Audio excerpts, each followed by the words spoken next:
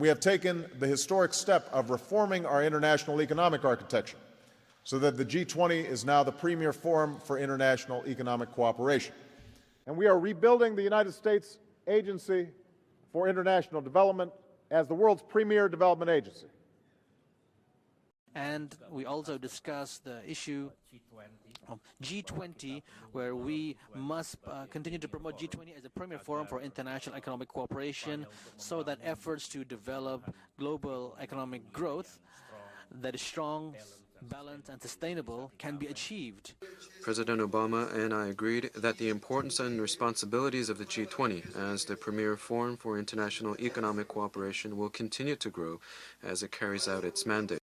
And that's why we've made the G20 the world's premier forum of global economic cooperation, to make sure that nations like Brazil have a greater voice. In some cases, building owners, they're thinking to themselves, well, if I put in all this new lighting, am I going to be able to recover it through the rents or the leases that I'm able to obtain?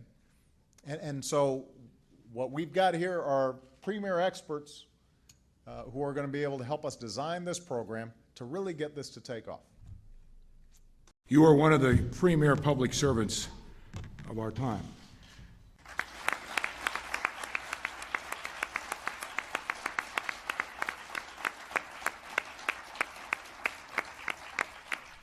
Now, when I first asked Tom to join my team, I knew I was getting one of our nation's premier foreign policy leaders, somebody with a deep sense of history and a keen understanding of our nation's place in the world.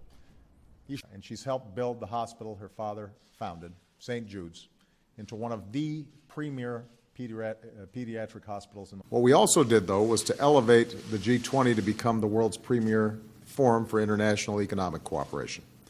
As president of the community college he once attended, his thoughtful leadership and commitment to education have transformed Miami-Dade College into one of the premier learning institutions in the country, earning him praise around the world.